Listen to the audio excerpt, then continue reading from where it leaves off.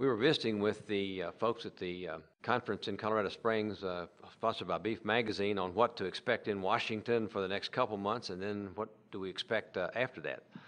Of course, our staff in Washington at the National Cattlemens Beef Association has several things in the various agencies that we'd like to get out before the beginning of the year.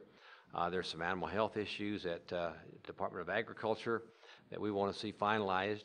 We were able a few days ago to get the manure standards out of EPA, which allows us to continue to do land-based application of both solid and fluid based on a nutrient management plan if we're going to put large volumes on. And we have to be very good stewards. We have to be in charge of our business, but the regulations are better than what they could have been.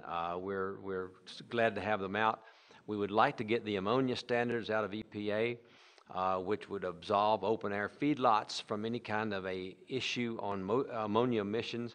Most of those concerns come from closed animal production facilities and the lagoon systems that emit ammonia. We're trying to separate our open-air feedlot from the closed systems and lagoon systems in the regulatory process at EPA. We are guardedly optimistic we can still get that out before the end of this administration. We'll be trying to get trade agreements for Panama, for Korea, and for Colombia considered by Congress in the lame duck.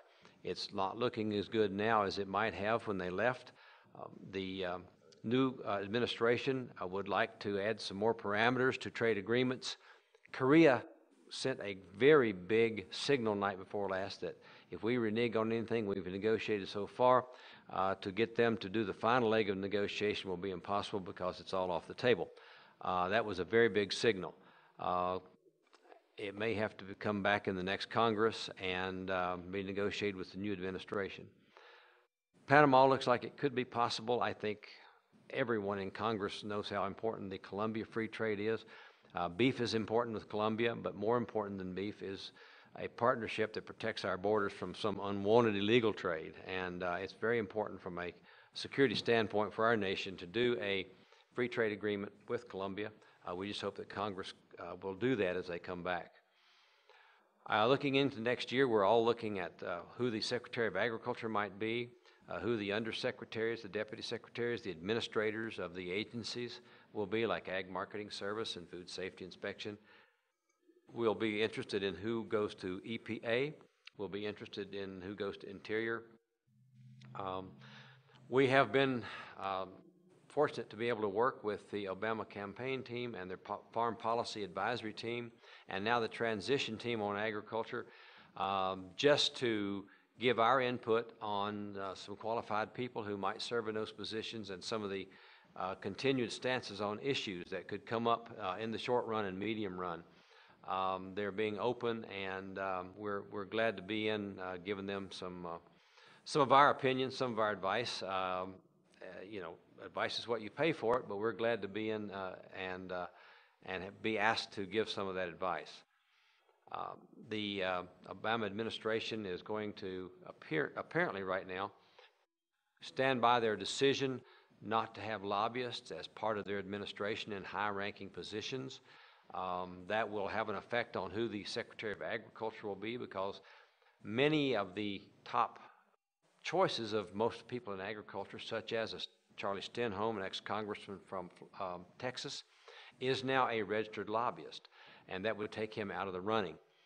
One possible scenario would be that the president can say, well, we're going to miss too many people with that lobbyist scenario.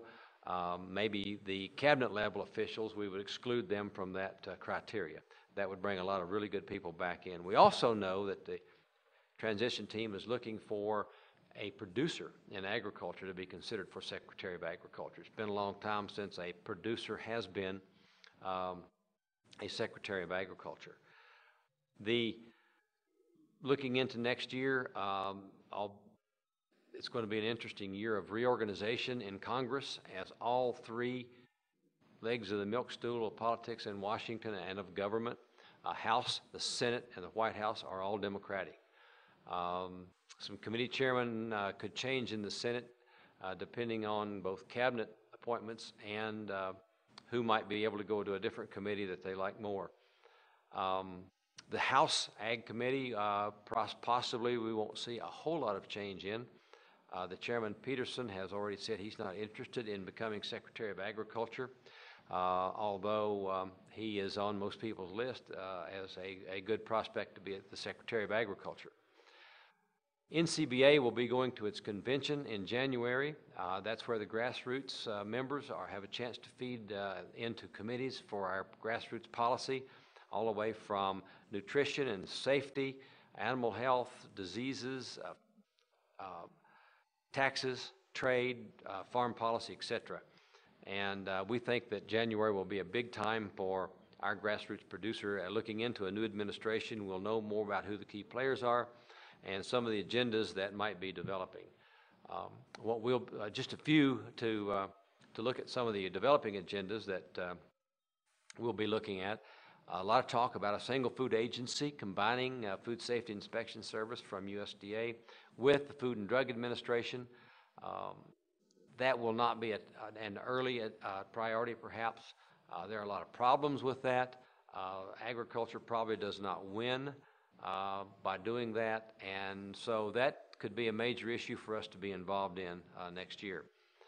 The opening of parts of the Farm Bill may be on the agenda farther down in the year, but it's not one of the top agendas we see. We will be trying to get the Secretary of Agriculture to finalize the country of origin labeling final regulations from the interim rules that we're operating on right now before he leaves office, because to leave that unsettled for months and months and months, and perhaps leaving it open so that further revisions can be made in cool, would do nothing but add more uncertainty to the market. And in these down times when we're losing trade because of the financial meltdown, because of less ability to buy our product abroad, and because of the increased value of the dollar against foreign currencies, make beef more expensive, all these are putting downward pressure on our market, and we don't need more cool uncertainty to put more pressure on our market. So we'll be pushing very hard to have this administration finalize the country of origin label before they leave.